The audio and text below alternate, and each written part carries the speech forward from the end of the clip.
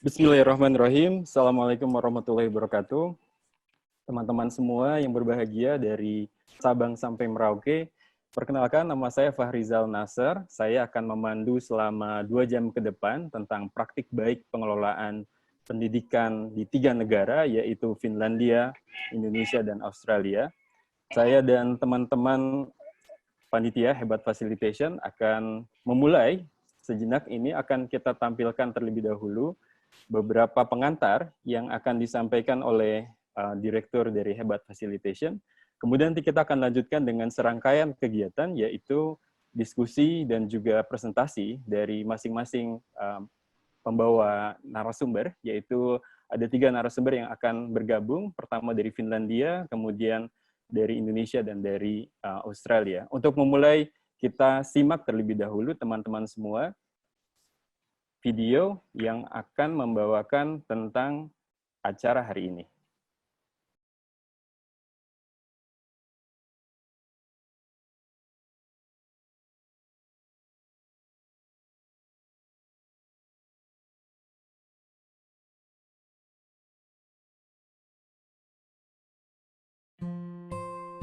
Assalamualaikum warahmatullahi wabarakatuh.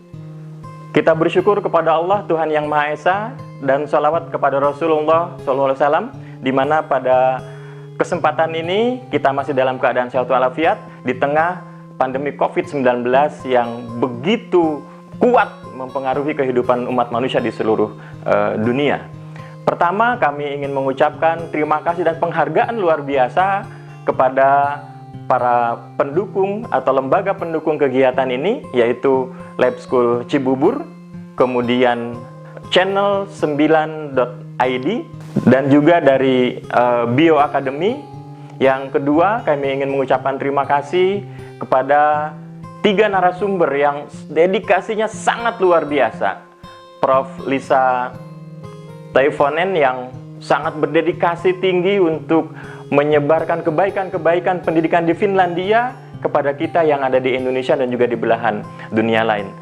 Terima kasih Prof. Lisa. Kemudian yang kedua ada Profesor Dr. Karim Suryadi, seorang ahli komunikasi, seorang guru besar yang kontribusinya sangat luar biasa di bidang pendidikan, yang juga akan berbagi dalam perspektif Indonesia. Dan yang ketiga adalah Ibu Lara Fridani, psikolog PhD, yang juga beliau bertempat tinggal di Australia, yang kemudian akan berbagi sebetulnya praktik-praktik baik pendidikan pada masa COVID-19 di Australia itu seperti apa. Bapak Ibu peserta webinar yang saya hormati dan saya sangat bangga karena ternyata peserta itu hampir dari seluruh Indonesia dan dari beberapa negara. Ini sebuah respon yang membuat kami di Hebat Facilitation adalah sebuah kebahagiaan. Karena apa? Karena mudah-mudahan kebaikan ini bisa menyebar ke banyak tempat. Seperti itu. Ingin kami jelaskan bahwa webinar pendidikan untuk kemanusiaan, mungkin bertanya, mengapa untuk kemanusiaan? Bahwa seluruh donasi yang Bapak Ibu kumpulkan, seluruhnya, itu akan kita berikan kepada mereka yang terdampak COVID-19, terutama yang ada di Indonesia. Kami tidak mengukur jumlahnya, tapi yang kami ukur adalah kepedulian Bapak Ibu terhadap kondisi ini, yang kemudian perhatian itu akan menjadi bekal kekuatan bagi mereka yang terkena dampak COVID-19.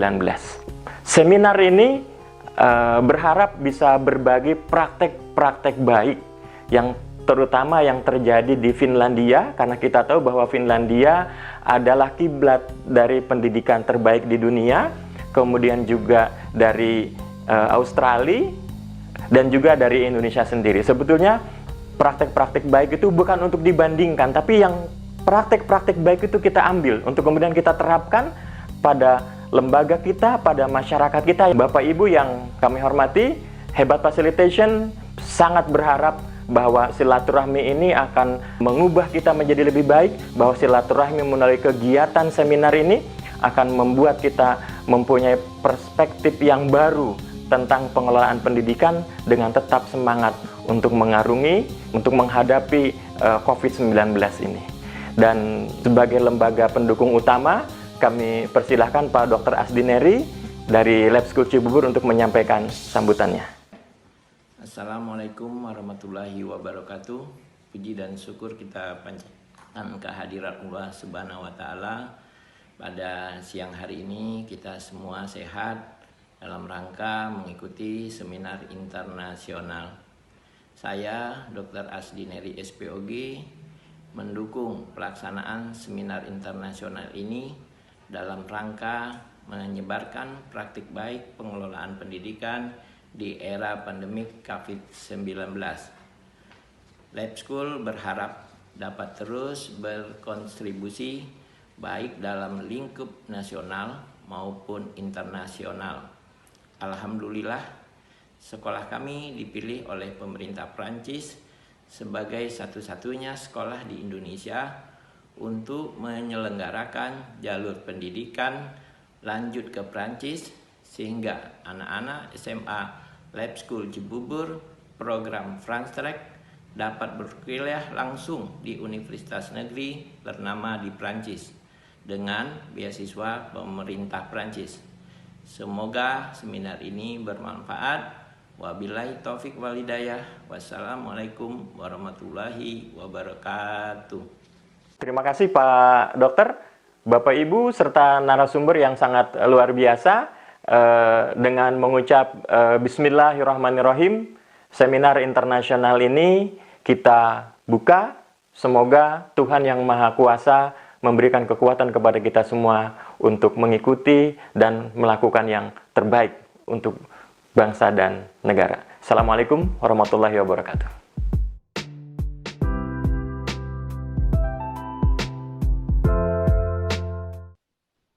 Okay, so while we are waiting for that, Ibu Lisa, can you share what's the situation in Finland? How are you? What's the okay, yes, season there? yes, thank you, and I'm really happy that I can be here with you today, and I would like to welcome everybody to this seminar on my behalf also.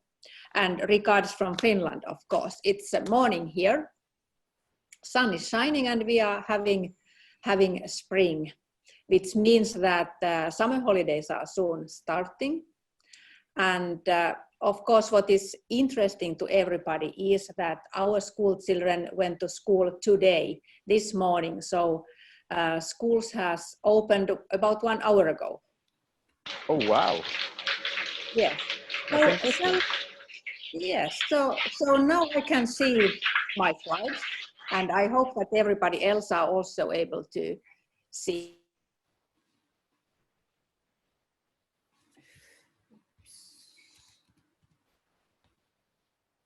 Used myself, I don't need to use time for that. But I'm going to speak about the good practices in education management in Finland, and how we have faced COVID-19 pandemic, abnormal times, as I would say. And as it came very unexpectedly to everybody, also in Finland as in Indonesia and elsewhere, it has caused lots of interesting new experiences, I would say. And I would like to start by telling a little bit something about Finland and background, so that you are able to understand what we are doing here and how we are coping with the pandemic. So as everybody knows, Finland is globally well known for its uniquely successful education system. But of course, Finland is much more also. So you might know that we are the top performer in numerous global metrics, which include economic competitiveness and innovativeness, equality, civil liberties, least corruption, quality of life and happiness equality index, environmental sustainability, and many more. But what is interesting is, of course, that it's all very tightly linked with education. Education system provides skills to reach all these. And it makes continuous development possible. Finland has only 5.5 million people, much less than in Indonesia or Australia. And because we are so few, we think that everybody's skills are important for the development. And this is one important reason which has created equality. High-level public education in Finland is free for everybody from preschool to university level. To provide everybody education and to make it possible that everybody can participate in society's success. Next slide.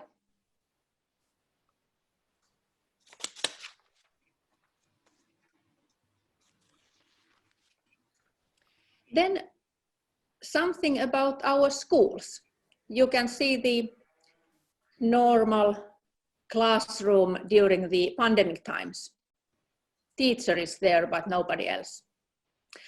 And we have about 2,600 elementary schools, 565,000 school students, and about 44,000 school teachers and principals. Student-teacher ratio is 13:16, and this number then includes like special education teachers as well. But average group size in classrooms is about 16 to 20 students, but sometimes also up to 30. And some other good background information is that all the teachers have at least 5 years university education.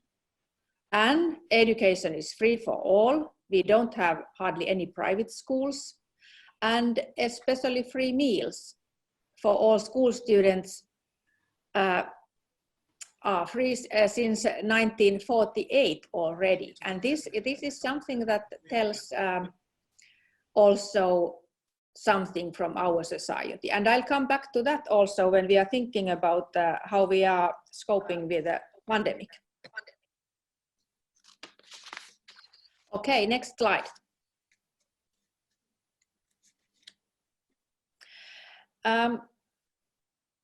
When we are thinking about good practices during pandemic times, good practices is not something we can just take in use when something happens and in emergency situations. So I'm going to present some facts about Finnish pedagogy, which are, I think, most important when we look at the way how we have succeeded in abnormal times during corona pandemic. Finnish education aims to provide equal opportunities for learning and individual growth. It's emphasizing holistic understanding, self-management skills, creativity, and skills development. And also positivity plays an important role. Teaching is student-centered,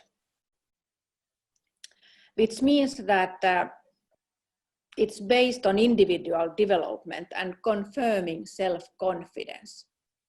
We respect our students, and we know that everybody has different strengths, and they also learn in different ways.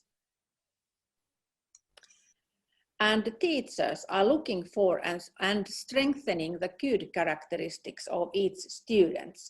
And it is teachers' job to help each and everybody to find their own way to learn and study. And we also think that it's everybody's right to learn on his or her own way to get the best possible results. And it's also important to notice that teachers have the freedom to choose the learning methods for their students and give responsibility and trust to manage independently whenever it is possible. And this point I will come back in the end. So the next slide, please. Before we going to next slide, Ibu Lisa, just want to summarize a little bit. Teman-teman semua, tadi Ibu Lisa sudah menyampaikan poin-poin yang sangat menarik ya. Kita akan terus menyimak nanti sampai akhir dari presentasi, dan juga nanti di sesi kedua setelah semua narasumber memaparkan, kita akan buka juga pertanyaan untuk lebih menggali lebih jauh. Tadi ada poin-poin yang menarik terkait dengan isu pendidikan, mengapa kemudian semua angka-angka yang menunjukkan kehebatan keunggulan dari negara Finlandia. Tadi Profesor Lisa menyampaikan bahwa itu semuanya berkaitan juga dengan edukasi. Dan untuk itu kemudian, mengapa kemudian keterkaitan dengan edukasi itulah yang mengkaitkan dengan skill, kemampuannya untuk bisa membaca literasi tadi, bukan saja pada literasi hal yang terbatas pada bahan bacaan, tapi juga literasi dalam conduct, bagaimana masyarakat bisa berkehidupan di negara tersebut. Dan pada slide yang terakhir ini, beliau menyampaikan tentang bagaimana kemudian tujuan dari pendidikan Finlandia adalah memberikan kesetaraan, kesempatan. Jadi kesempatan yang diberikan tersebut dibuka kepada semua masyarakat, dan pendidikan di Finlandia, beliau sampaikan tadi, adalah gratis untuk semua orang. Dan menekankan bagaimana pemahaman yang holistik, dan juga mendorong bagaimana setiap siswa itu punya kemampuan untuk mengelola dirinya. Kemudian juga mendorong tentang kreativitas dan juga mendorong terhadap bagaimana meningkatkan kemampuan skill tadi, kemampuan skill dari masing-masing siswa berdasarkan sudut pandangnya siswa. Maka kemudian beliau bilang dengan pendekatan tersebut, setiap orang kemudian akan mencari tahu bagaimana cara belajarnya yang unik bagi masing-masing siswa. Dan itu adalah tanggung jawab dari guru untuk bisa membantu menemukan cara belajar yang unik. Nah, poin tadi mungkin yang menjadi poin yang menarik yang nanti bisa kita gali lebih lanjut. Please continue, Mrs. Lisa. Okay, thank you. So, as you can see, all these skills lay a good foundation for students to manage any abnormal situation. But after all these nice things about our society, we got the pandemic, COVID-19, and what happened? This is our top government ministers in the picture. So restaurants, bars were closed, schools were closed, the 18th of March until today. The whole southernmost part of Finland was closed totally. Most offices are closed, distance working is recommended. All public services, libraries and so on, closed. People can't assemble anywhere. And elderly people over 70 years are more or less locked in their homes. So school children are at home. And the most important, which the government all the time repeats, remember a good hand hygiene. And all other issues, which I think are pretty much the same in everywhere. So let's look at then what happened in our schools. So, how is the corona situation in Finland? Mainly, we keep distance. I'm mostly alone at the office, as you can see. And how is the corona cases in Finland? As I mentioned, we only have 5.5 million people, and somewhat more than 6,000 infections verified. However, we are not checking it very much here. Only if you are sick, it's checked. But we have 275 dead by yesterday, which means 50 per 1 million people. So it's not too much compared, for example, in Sweden, they have 322 per 1 million people, but they have very different strategy for taking care of the pandemic. And during the last week, we haven't got too many more dead, only a handful. And in this area where I am, we haven't had any cases for, I think, at least 2 weeks. So situation now is quite good. So the schools were decided to be opened today, this morning. Also, my youngest daughter went to school. She wasn't very happy about it. Go to school bus, and she was used to be at home already and enjoying being alone. So, but how they start the school? There is lots of new instructions how to go. So, of course, intensified hand hygiene. That is one most important. Already in the school bus, they have sanitizers. No physical contacts, if possible. No staff meetings of teachers at school. Stay home if not feeling healthy. School meals are organized differently in own classrooms, not at school restaurant. Students stay with their own group in own classroom when possible, not circulating in different teachers' classroom during different like handicrafts, mathematics, and so on. Students also have more distance in school bus, in classrooms, and during the recess time, only one class goes at a time. And only one teacher mainly teaches all the lectures for one class. And this is very different than what is normally. And we will see how it goes on and what happens to corona pandemic. Do we start to have more infections or not? We don't know yet, but we will see I think in 1 week time. Okay, so this is the situation now, but let's look at how we have been doing during these, let's say, lockdown weeks. So what happened? How are the students studying? So schools were closed, but studying was not stopped. So basically, school days in distance include all the same classes as at school.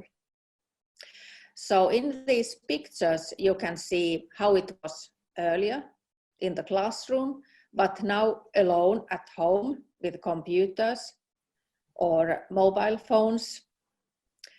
Also sports lessons. You can see student fishing alone. And well, go back, please. Yeah, okay, here. And handicraft lessons.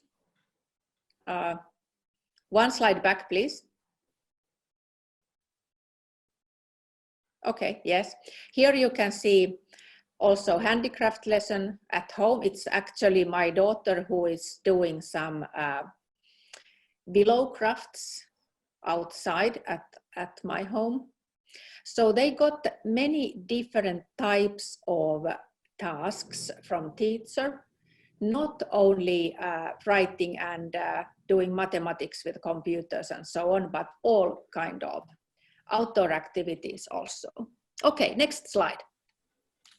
Ibu Lisa, yeah, I'm really sorry to say this, but your time is a little bit more, little bit more. Okay, 5 minutes. I'll go fast. Okay, I'll go fast. Take the. Okay, here you can see it's Kickstart for digitalization, and that is very important. So students and teachers learn to use computers very effectively. So they are using Teams and Teams meetings also between students. And let's take next slide. You can see what kind of software teachers are using. So it was giant DigiLeap for teachers. Teachers quickly take many different virtual tools in use. Of course, WhatsApp, Google Meet, Microsoft Teams, and so on. Also, our governmental materials and school book publishers materials. Okay, next slide. And very important, sports and health are important part of every student's studies at school. Easy to use applications are used now when students and teachers are studying at home. And also we are using at our office and our academy. And this is one example here. All right, next slide. So how did we succeed? What was the result? Next slide. Lots of challenges. It's more demanding for teachers to pay attention to each and every student. It took time to learn to use software available. Internet connections are not always good. Some students have difficulties, of course, to study alone, but mostly they are the same students who have difficulties at school. Time management might be difficult, and how to organize school meals, but it was also succeeded to resolve. And of course, social contacts are less.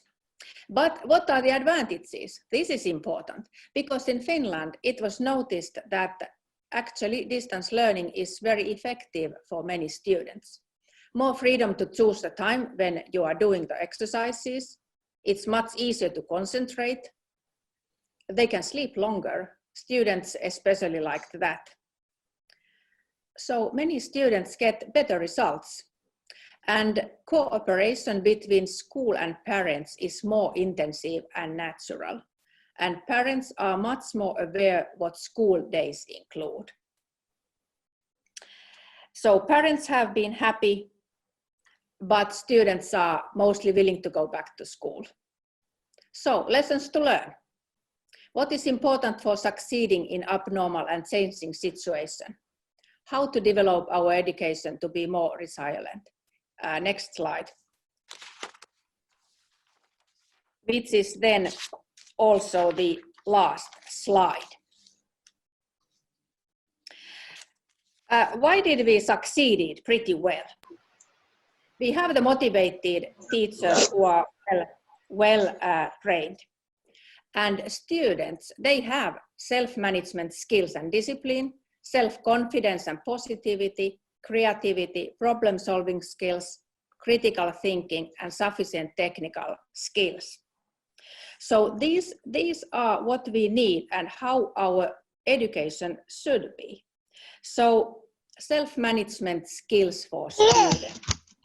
So my advice is that we have to give during the normal times more responsibility, more challenging tasks, and rely on our students, not putting our teachers' hands to help in each and every task. So we need to rely on them and develop self-management skills. And this would be most valuable when we face any abnormal situation. So now you can put the ending slide. So I would say that stay in positive mood and healthy, and happy fasting and sunny springtime to everybody. And if you have any questions, I'm ready to reply. Thanks a lot for the presentation. It was well heard for everyone in here. Your voice is crystal clear. So we are going to move on with the next presentations, but then in around 2 o'clock, we will have question and answer, and we will have maybe further discussions about your presentations. Teman-teman semua, tadi saya hanya ingin merangkum 1 menit bahwa yang berubah setelah COVID-19 di Finlandia adalah beliau tadi bilang intensified hand hygiene. Jadi bagaimana kebersihan tangan itu menjadi lebih intensif dilakukan. Dan di setiap sekolah mereka sudah menyediakan sanitasi tadi buat tangan anak-anak. Kemudian semua hampir sama seperti di banyak negara, Finlandia juga kemudian mengunci negaranya, lockdown, dan baru saja beberapa hari ini dan sampai minggu ke depan, beberapa instansi termasuk sekolah mulai dibuka kembali. Dan kalau kita lihat tadi apa yang berbeda selama di sekolah dan sekarang dalam kondisi COVID-19, ternyata pendekatannya hampir sama, meskipun sekarang yang dilakukan lebih banyak kepada pembelajaran jarak jauh. Tadi beliau bilang bahwa pembelajaran jarak jauh itu pun masih memasukkan semua jenis pembelajaran termasuk aktivitas outdoor. Ini sangat menarik, mungkin nanti kita bisa diskusikan lagi lebih jauh dengan beliau. Dan kemudian tadi ada di slide terakhir tentang apa tantangannya dan kemudian bagaimana kita seharusnya memfokuskan waktu dan energi kita selama dalam kondisi COVID ini. Tadi beliau beberapa kali mengiterasikan tentang self-management. Bagaimana setiap siswa berkali-kali di Finlandia otonomi untuk bisa mengelola dirinya itu banyak sekali ditekankan. Yuk nanti kita akan kembali ke sana. Sekarang saya ingin menyambut kepada pembicara kedua yang sudah ngetop di mana-mana teman-teman. Beberapa hari yang lalu juga tampil di layar lebar lagi. Saya akan meminta Profesor Dr. Karim Suryadi, MSI, untuk bisa menyampaikan presentasinya selama 15 menit ke depan. Prof. Karim, waktu dipersilahkan. Terima kasih Pak Rijal, selamat siang. Assalamualaikum warahmatullahi wabarakatuh.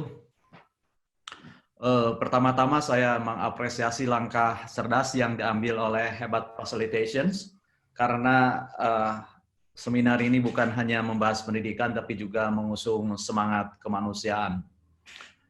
Nah, saya mengambil judul Mengelola Pendidikan Saat Pandemi, Belajar dari Induk Ayam Menetaskan Telur Bebek. Ini berangkat dari pengalaman kecil saya, bergaul dengan kakek saya, bapak saya. Setahu saya, bebek itu tidak bisa menelurkan telurnya, karena paruhnya sangat lebar. Sehingga kalau secara manual telur bebek akan ditetaskan, maka ia harus dititipkan kepada induk ayam yang sedang mengerami telurnya. Nah, begitu anak telur bebek itu sudah menetas, segera diambil. Karena kalau tidak, dia akan dipatuki kemudian dan akan dibiarkan tidak diurus. Nah, mengapa saya mengambil analogi seperti itu? Karena begitu kita memasuki belajar dari rumah, semua elemen mendadak online. Semua elemen mendadak daring. Pada awalnya ada yang gagap, tetapi justru kita menarik hikmah dari kejadian ini. Mengapa? Karena ternyata pandemi corona itu bukan semata-mata monster, tetapi saya melihat banyak keindahan yang terjadi di sana. Keindahan yang muncul dari berbagai challenge, dari berbagai tantangan, yang membuat kita semua kreatif, membuat kita berpikir, dan tidak jarang pandemi ini menjadi jalan lapang ke surga, karena banyak orang yang mendadak rajin beramal. Ini poin positif yang pertama. Yang kedua, saya akan fokus kepada apa yang saya lihat, apa yang saya dengar, apa yang saya alami, dan apa yang saya perbincangkan dengan teman-teman. Baik, pertama-tama kita melihat bagaimana kebijakan Dinas Pendidikan. Kasus dalam hal ini adalah Dinas Pendidikan Cimahi yang mengeluarkan surat edaran yang ditujukan kepada para penyelenggara pendidikan, khususnya kepada guru, yang menekankan agar materi pembelajaran kepada peserta didik diupayakan memberikan pengalaman yang lebih bermakna, serta tanpa terbebani untuk menuntaskan capaian kurikulum, untuk kenaikan kelas, menyenangkan, serta dapat difokuskan pada pendidikan kecakapan hidup. Jadi saya melihat kekangan sengkraman virus corona ini juga membuka pintu bagi pembelajaran otentik. Mengapa? Karena sejujurnya inilah hakikat pendidikan yang harus dijalani oleh murid. Bagaimana ia mendapatkan pengalaman yang lebih bermakna, tidak tertekan oleh target kelulusan, kemudian menyenangkan, dan punya kecakapan hidup.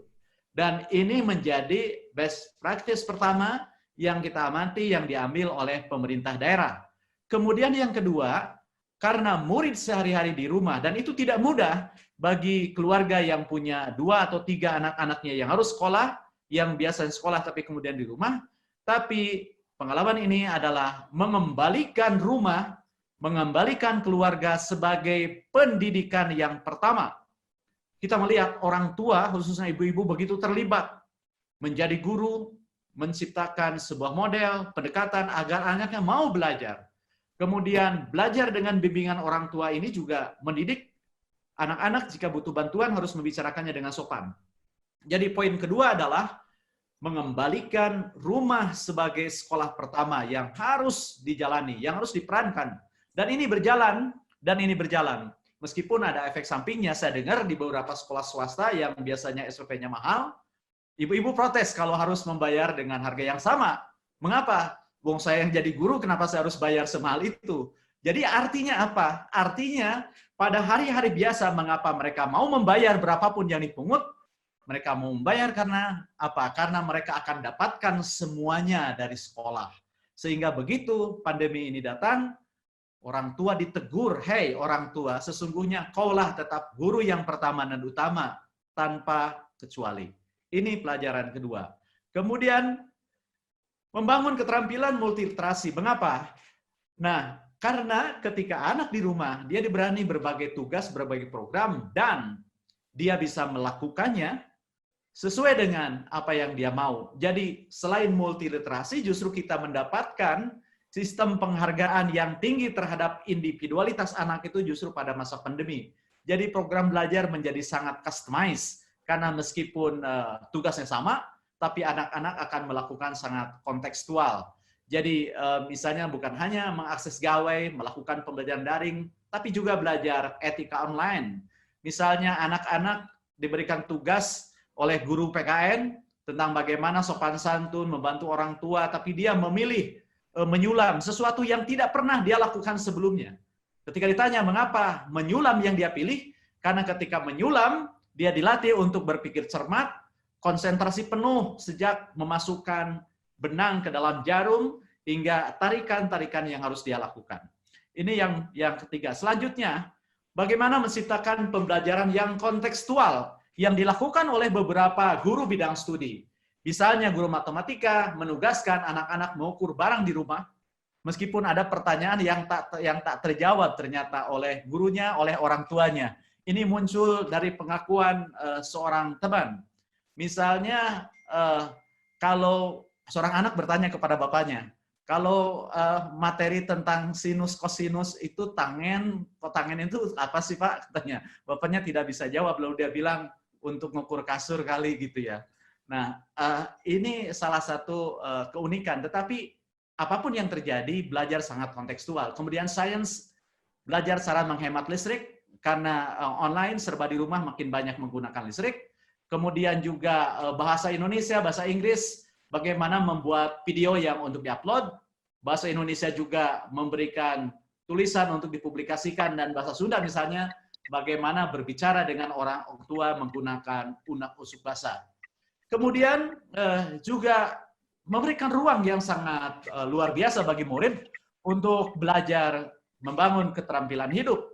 Jadi mereka bisa membantu orang tuanya menggoreng, memasak, membersihkan rumah, juga belajar menjadi lebih customized sekali lagi, dan dengan belajar dengan melakukan sesuatu. Jadi sesungguhnya ketika mereka mendapatkan challenge, mendapatkan tantangan bagaimana menggoreng yang matang tapi dengan warna yang tidak rusak, jadi yang seasoningnya itu tidak rusak dan juga tingkat kematangannya tidak terlalu busuk atau tidak terlalu gosong, ini memberikan tantangan bagaimana anak belajar dengan melakukan sesuatu yang kalau kita tarik ke dalam teori didaktik metodik, belajar dengan melakukan sesuatu dan memecahkan masalah itu hakikat dari freedom learning.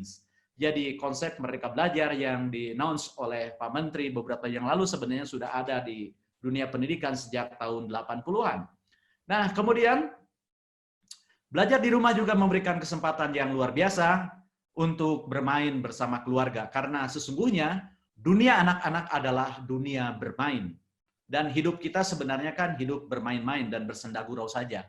Nah, tapi bagaimana memainkan peranan, bagaimana memainkan permainan tradisional yang bisa membuat murid-murid kita untuk sementara berlepas diri dari gawai, kemudian melatih keterampilan kinesik, sampai kepada memperkuat rasa kasih sayang, toleran, dan berempati dengan anggota keluarga.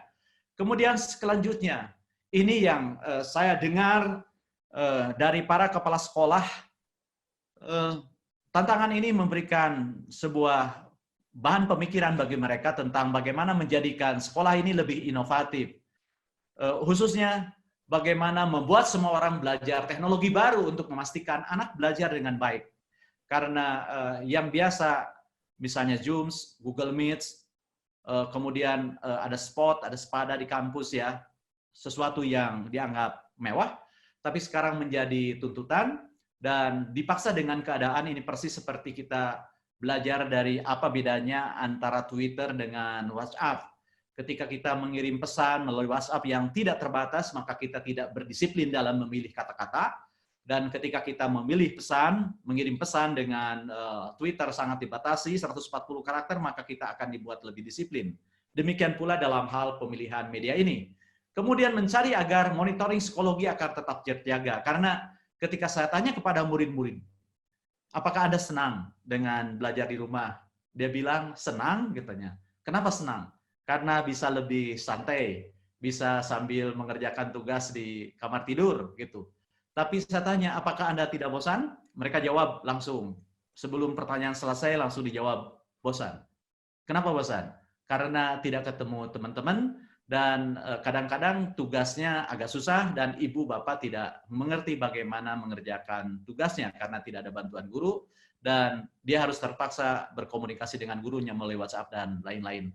Artinya, monitoring psikologi menjadi hal penting, dan bagaimana ini tetap dipelihara agar mood, agar semangat murid tetap terjaga. Apalagi kita sudah memasuki bulan, hampir bulan ketiga sekarang. Kemudian memastikan tugas belajar memadai dan orang tua tidak merasa terbebani. Ini yang dimaksudkan oleh surat edaran tadi, agar tugas yang diberikan, agar desain pembelajaran yang diterapkan menyenangkan, tidak membebani murid, dan tidak harus dikejar-kejar untuk menuntaskan kurikulum. Kemudian memikirkan bagaimana prosedur sekolah ketika kembali dengan keadaan normal yang baru. Karena betapapun kecilnya, saya yakin akan ada pranata baru yang kita bawa ketika kita kembali menjalani hidup-hidup normal pasca kita belajar dari pandemi ini. Bukan hanya soal lebih sering mencuci tangan, saya pikir, tapi tentang bagaimana cara kita menghargai orang lain, karena ancaman pandemi ini mengajarkan kepada kita bahwa alam punya kekuatan sendiri, alam punya hukum sendiri, dan inilah sesungguhnya, kalau kita baca, inilah kesempatan Tuhan mengingatkan kita bahwa alam sesungguhnya butuh istirahat juga. Jadi mungkin inilah alam mengambil sikap wakaf atau jeda untuk memperbaiki. Kita melihat bagaimana dalam berbagai laporan laut-laut menjadi bening, pantai menjadi bersih karena pengunjung tidak ada, sehingga alam bisa rehat sejenak. Dan ketika kita hidup normal kembali, mudah-mudahan semuanya menjadi lebih segar, lebih baik, menjadi recovery bagi semuanya. Kemudian bagaimana memikirkan bagaimana pembelajaran ABA 21 benar-benar diterapkan bagi digital natives. Karena untuk Indonesia urusan sinyal ini bukan sesuatu yang gampang gitu ya. Tidak hanya di sekolah SD, SMP, SMA, bahkan di perguruan tinggi pun saya punya mahasiswa yang berasal dari Lubuk Linggau, dari Sumatera Selatan. Kuliahnya menggunakan, kita kuliah sepakat menggunakan aplikasi Zoom, tetapi dia butuh berjalanan 3 km untuk mendapatkan sinyal, dan itu pun hanya ada di jalan raya, sehingga begitu dia presentasi itu dengan wajah yang celingukan sambil menutup kepalanya dengan kertas karena sengatan matahari, itu amazing, luar biasa perjuangannya. Tetapi sekali lagi, itulah challenge yang dihadapi oleh orang-orang kita. Gambar mahasiswanya ada di slide berikutnya. Gambar ketika dia sedang presentasi tugasnya, tugas UTS, di pinggir jalan lintas Sumatera, lintas jalan yang menghubungkan Jawa dan Sumatera. Itu ketika gambar ini dibuat, sebenarnya ada antrian truk yang sangat panjang melintas di sana, jadi suaranya bertarung dengan kebisingan truk. Jadi baik kalau saya harus merefleksi dan menyimpulkan dalam satu slide, jadi seperti halnya induk ayam yang menetaskan bebek, menetaskan telur bebek, begitulah kita berhadapan dengan teknologi apapun. Bukan hanya handphone, bukan hanya berbagai fasilitas digital, teknologi apapun. Induk ayam tidak pernah memaksa anak bebek menjadi seperti dirinya.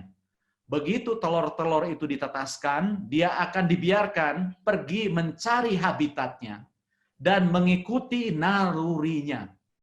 Dan naluri bebek itu bukan di darat. Naluri bebek itu di air, bahkan di samudra. Induk ayam tidak pernah melarang bebek pergi ke air. Nah, apa yang harus kita lakukan? Meskipun anak-anak kita diklaim sebagai penghuni asli dari era digital ini, tetapi harus kita tanamkan bahwa mereka sesungguhnya adalah tetap sebagai pengguna teknologi dan bukan sebagai budak teknologi. Oleh karena itu mereka jangan menghamba kepada teknologi, dan kehampaan ketika bergaul dengan teknologi harus kita masukin, harus kita susupkan, harus kita doktrinkan. Tentang apa? Saya bilang doktrinkan yang tidak bisa ditawar. Apa itu? Tentang rasa kasih sayang, tentang toleransi, tentang empati yang kuat. Jadi meskipun anak-anak kita bergaul dari digital, dari alat-alat digital, dan mereka terbiasa menghadirkan dirinya dalam cara-cara digital, tetap mereka harus memperlihatkan rasa kasih sayang, toleransi, dan empati yang kuat. Itu tugas kita semua. Terima kasih. Assalamualaikum warahmatullahi wabarakatuh. Waalaikumsalam warahmatullahi wabarakatuh. Prof. Karim, terima kasih banyak. Filosofi yang sangat menggelitik kita semua. Secara sederhana, beliau menyampaikan tentang bagaimana belajar dari induk ayam yang menetaskan telur bebek. Ini menarik sekali. Nanti kita bisa kumpas lebih lanjut. Seperti biasa, beliau melemparkan filosofi-filosofi dulu yang diambil dari semesta. Nanti kita diskusikan lebih lanjut, teman-teman semua. Masih ada satu lagi narasumber dari kota Melbourne, Australia. Saya akan meminta Ibu Lara Fidani, M. Psychology, PhD, untuk memaparkan selama 15 menit ke depan. Bismillahirrahmanirrahim. Assalamualaikum warahmatullahi wabarakatuh. Alhamdulillah, pertama saya sangat apresiasi ya dengan teman-teman di Hebat Facilitation. Kemudian suatu kehormatan bisa silaturahim ya, bertemu online walaupun online dengan Prof. Lisa, dengan Prof. Karim, dan rekan-rekan guru semua. Dalam kesempatan ini saya akan sharing aja sedikit tentang praktek pendidikan di era COVID di Australia, khususnya di negara bagian Victoria. Jadi sebenarnya ada persamaan yang telah dijelaskan oleh Prof. Lisa, maupun filosofi-filosofi ya yang telah juga dijelaskan oleh Prof. Karim. Luar biasa, saya juga mendapatkan pencerahan dari mereka berdua. Nah, tentang boleh lanjut slide selanjutnya, moderator, mohon maaf, tentang praktek pendidikan. Nah, mungkin sedikit review sedikit tentang praktek yang baik atau good practice, ataukah itu yang lebih tinggi lagi best practice. Saya hanya akan sedikit mereview, mungkin tidak ya kita melaksanakan best practice dalam pendidikan ya, apakah bisa terlaksana di masa pandemik yang seperti ini ya. Kalau misalnya kita sama-sama mengetahui yang namanya best practice itu berarti kita menggunakan metode atau teknik yang terbaik, kemudian dipastikan ya dalam tanda kutip hasilnya itu optimal, kemudian kita melaksanakan pembelajaran sesuai standar persyaratan, kemudian ketepatan pelaksanaan pembelajaran kita itu juga diakui secara luas, dan yang saya ingin ajak rekan-rekan pendidik semua di sini untuk merefleksi apakah ada perbedaan best practice antar negara. Ini dia tadi Profesor Lisa dan Profesor Karim juga sudah menjelaskan, dan juga moderator ya, bukan bermaksud kita untuk mengcompare antar negara. Saya yakin tiap negara punya standar tersendiri dan punya target tersendiri ya. Oke, lanjut slide selanjutnya. Ya, tentang best practice kita juga sama-sama tahu ya tentang komponen yang harus ada sebenarnya di samping knowledge, development, performance. Dalam hal ini misalnya kita penekanan kepada peran dari guru ya, kompetensinya, experience, vision, dan ethics. Nah, di sini visi tiap negara juga berbeda, guru juga dalam skala kecil, tetap harus punya visi yang jauh, dan saya yakin vision ethics di Finlandia, Indonesia dan Australia ada persamaan ya untuk nilai-nilai luhur yang untuk kebaikannya, tetapi juga mungkin punya perbedaan dalam spesifikasi tertentu. Lanjut dengan juga etika ya yang mungkin bisa berbeda. Nanti mudah-mudahan bisa menjadi diskusi. Nah, tentang bagaimana best practice di sekolah Australia ya di era COVID ini. Nah, ini tidak bisa dipungkiri bahwa dimanapun negara, mau negara maju, apalagi misalnya negara yang berkembang ya, yang namanya tantangan itu selalu pasti ada. Demikian juga apa yang terjadi di Australia, tantangan dalam pembelajaran terjadi di semua level pendidikan. Dan ini juga berarti juga mempengaruhi para stakeholder-nya ya, termasuk keluarga atau family ya dari anak-anak kita. Namun yang saya rasain pengalaman karena ada pengalaman anak saya pernah TK di sini, ada yang SD di sini, ada yang secondary college di sini, di SMP, SMA juga pernah juga sampai kuliah di sini. Jadi melihat begitu ya bagaimana praktek pelaksanaan, bagaimana mereka belajar di era COVID seperti ini. Jadi yang saya alami tentang bagaimana sekolah itu melaksanakan sosialisasi ya tentang knowledge dan inovasi pembelajaran. Dan yang saya hargai di sini secara umum masyarakatnya itu punya karakter menurut gitu ya sama pemerintah, dan tentu saja ini ditunjang juga dengan sistem saya pikir ya hukumnya. Jadi kalau misalnya pelanggaran aturan itu dendanya itu beneran ya rada dahsyat begitu ya. Jadi antara kepatuhan karakter masyarakatnya dan juga hukum atau aturan yang tegas ya. Jadi ketika sudah ada announcement gitu ya dari Premier, Education Minister, terus dari kesehatan untuk segera misalnya lockdown wilayah itu luar biasa saya lihat cepat gitu ya, dan masyarakatnya itu menurut begitu. Kemudian juga tentang penggunaan aplikasi teknologi di beberapa sekolah itu saya juga tanya-tanya dan juga mengalami ya dari beberapa teman apakah ada sekolah-sekolah yang menggunakan beberapa aplikasi berbeda, dan yang saya temukan itu rata-rata minimal paling tidak menggunakan 3 aplikasi yang mereka berbeda-beda ya. Gmail itu misalnya anak yang tadinya terutama yang level TK dan SD kan tidak punya Gmail sendiri, jadi harus dibuatkan gitu ya atas nama anak tersebut dalam rangka pembelajaran di era COVID ini. Ada Gmail, ada Google Classroom, ada Zoom, ada Microsoft Teams, Seesaw, Webex dan sebagainya. Jadi kombinasi biasanya ada 3 macam gitu yang digunakan di suatu sekolah. Boleh lanjut, moderator, slide-nya. Nah, ini saya berusaha menggambarkan karena kalau mau memfoto khawatir masalah etik ya, tidak punya izinnya. Jadi yang ketika ada aturan dari pemerintah announcement untuk lockdown wilayah pada saat itu, seingat saya Australia itu lebih cepat gitu, 1 bulan daripada Indonesia. Sebelum di Jakarta lockdown itu kita udah mulai duluan ya, sekitar sebulan sebelumnya. Jadi ada sosialisasi yang dilakukan oleh sekolah pada orang tua murid ya terkait pembelajaran online.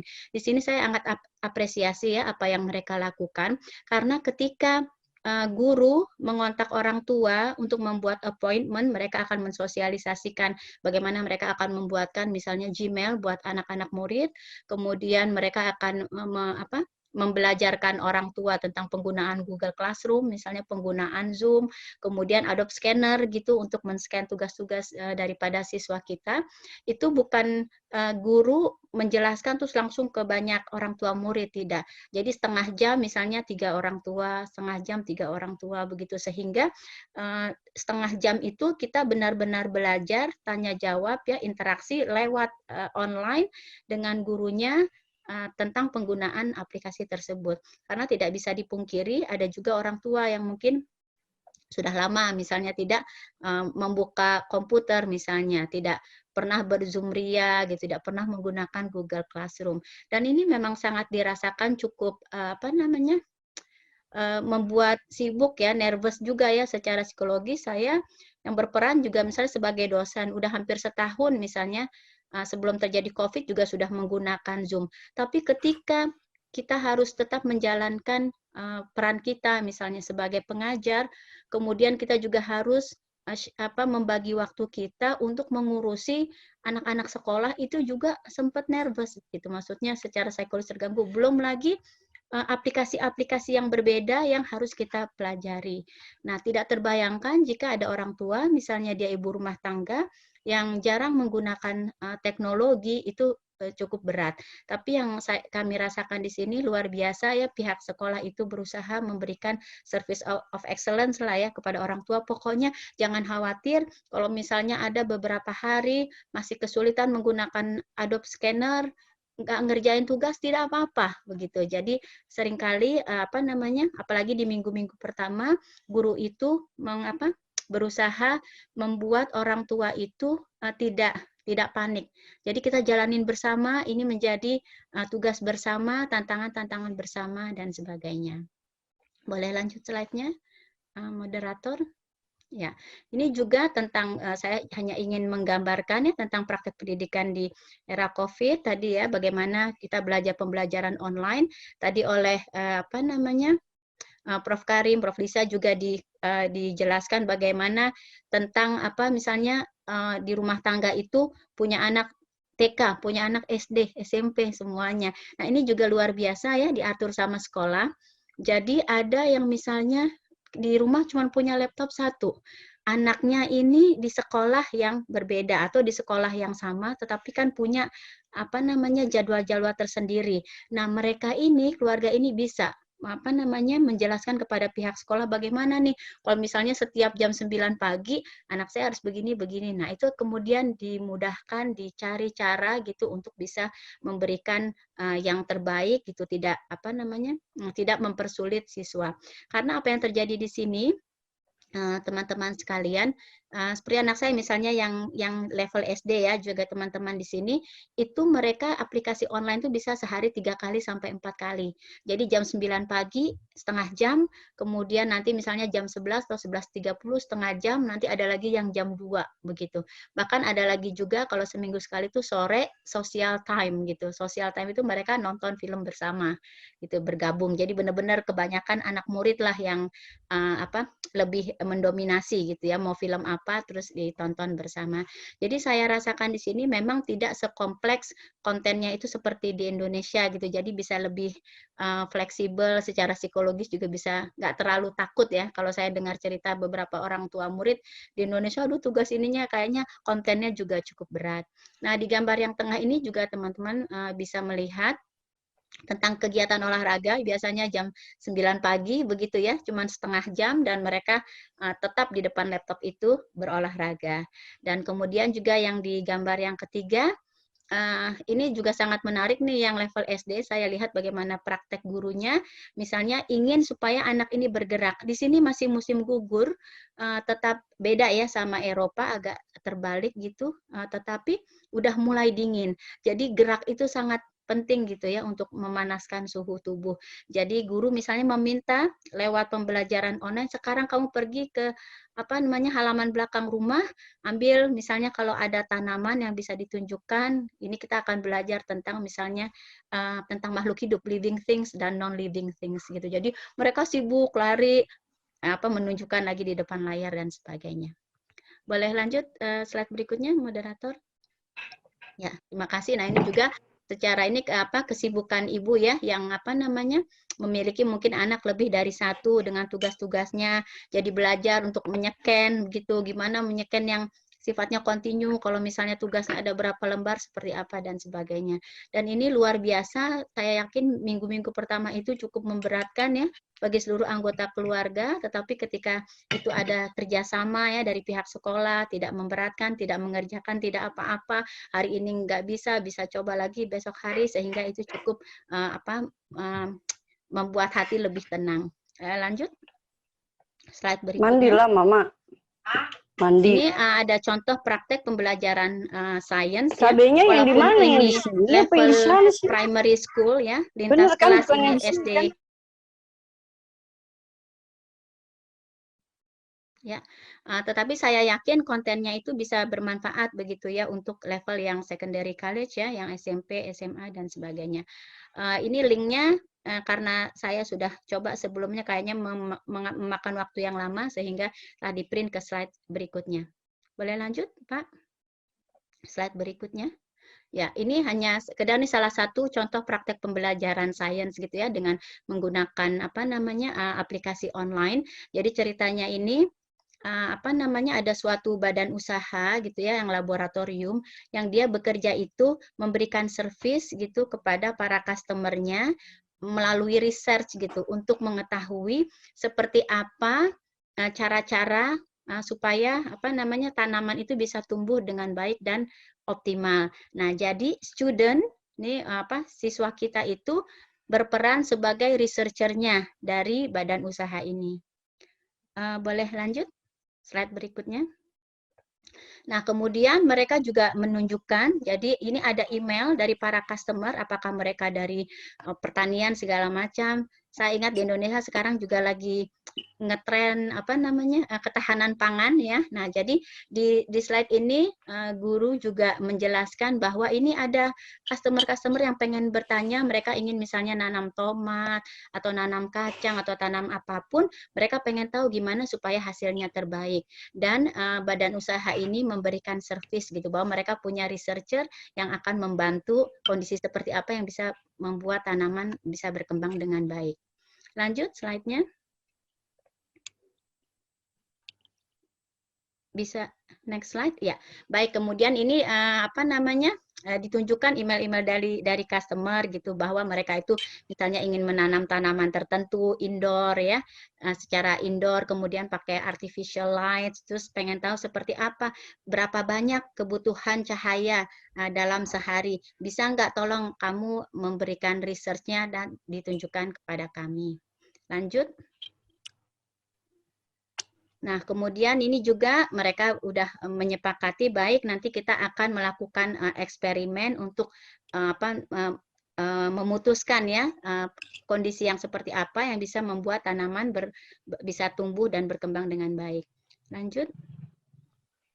Nah, ini kemudian mulai ke siswanya nih melakukan suatu eksperimen, dijelaskan sedikit tentang bagaimana menumbuhkan tanaman dengan menggunakan teknik hidroponik ya, dijelaskan sedikit apa itu hidroponik dan sebagainya. Lanjut. Ya, kemudian juga dijelaskan bagaimana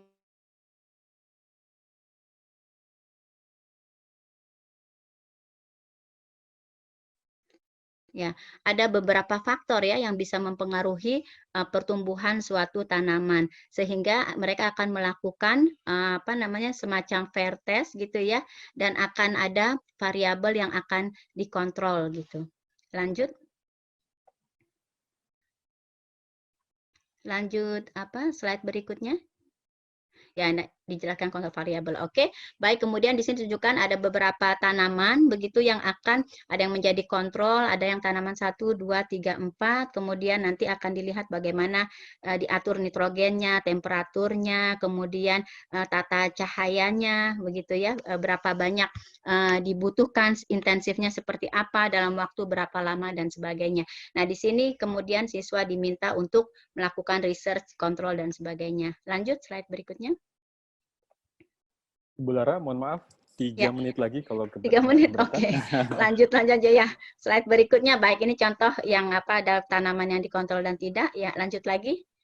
Plan sehingga nanti hasilnya seperti ini. Lanjut lagi. Ada dibandingkan, kemudian siswa membuat suatu kesimpulan, kemudian memberikan laporan kepada labnya bahwa tanaman untuk tumbuh baik perlu cahaya sedemikian, intensitasnya sedemikian, dan sebagainya. Lanjut. Ya, ini juga masih tadi yang telah saya jelaskan. Lanjut. Akhirnya ada hasil tesnya, dan ini juga misalnya tadi tanaman kacang, ini tanaman tomat, dan sebagainya. Lanjut, slide berikutnya. Ini tentang contoh produk pembelajaran seni. Lanjut. Ya, ini jadi siswa diminta untuk mengenal dulu beberapa warna begitu ya seperti yang dilihat di kiri atas yang di dalam kotak, mengenal dulu misalnya yang hijau muda, hijau tua, hijau dicampur warna hitam sampai yang hitamnya dominan, kemudian mereka berusaha untuk membuat semangka. Ini pelajaran kelas 2 SD sama kelas 3 SD ya. Pelajaran seni. Lanjut. Dan ini dilakukan secara online gitu ya, jadi siswa hanya mencontoh gitu dari balik layar. Kemudian juga diajarkan bagaimana, karena ini akan bikin semangka, baru mereka bermain. Bagaimana potongan-potongan semangka, kalau dipotong seperti ini berarti bentuknya bagaimana, warna-warnanya bagaimana, mereka diajarkan. Ini langsung jadi ya Bapak dan Ibu. Jadi dalam waktu setengah jam itu hampir istilahnya 60% jadi. Lanjut, slide selanjutnya. Nah, ini akhirnya udah semangka, kemudian ada yang jadi jus, ada yang potongan segitiga, dan sebagainya. Ini salah satu contoh pembelajaran seni yang ternyata tetap masih bisa dilakukan walaupun dengan online. Slide selanjutnya. Ya, ini ada mata pelajaran yang lain tentang, kalau di Indonesia mungkin semacam pendidikan karakter. Nah, ini juga mereka punya jurnal ya yang menekankan tentang kalau ya anak-anak di sini itu yang namanya berbuat salah itu seringkali memang nggak disalahkan gitu, karena ada pedoman ya dalam tanda kutip gitu ya, mistakes are proof that you are trying begitu. Jadi dan bahkan katanya mistake itu bisa mengembangkan otak kita, karena dengan kita melakukan suatu kesalahan kemudian kita berusaha mencari solusi sehingga otak kita berkembang gitu, otak kita punya pengalaman untuk mempunyai ide-ide baru gitu ya, bisa problem solving. Dan itu yang saya lihat banyak ditekankan untuk student-student di sini. Kemudian mereka diminta untuk merefleksikan, oke, kamu pernah melakukan kesalahan apa? Di sini misalnya anak saya contohkan, oh saya pernah menumpahkan susu. Terus apa yang kamu lakukan? Saya akan coba lagi lain kali misalnya akan lebih hati-hati begitu. Ya saya pikir itu saja, mudah-mudahan tidak terlalu banyak waktu yang saya gunakan. Slide berikutnya adalah tanda ya ucapan terima kasih dari saya dan selamat berjuang untuk para pendidik semua. Assalamualaikum warahmatullahi wabarakatuh. Saya akan meminta kepada setiap narasumber untuk memberikan kalimat-kalimat kuat ya, mantra yang bisa mencerahkan, memotivasi, menghidupkan lagi mungkin hati-hati para guru atau dosen yang mulai lemes, dan mudah-mudahan itu bisa menginspirasi. And then as that is closing statement, also ask the participant to change their positions, and then just to put their chest up a little bit, you know, from motion to emotion. If you change your position, that will change also your state of psychology. So I would like now to start with you first. Yes, that's good.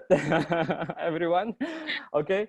Mrs. Lisa, you give like 1 to 2 minute end statement, and also to motivate students in Indonesia. Please go ahead. It's difficult very quickly to give any motivation statement, but I would say that stay positive, because positive pedagogy is something that we all should practice, and positive thinking, mental ideas, because there is always many good things that can come out even from abnormal situations.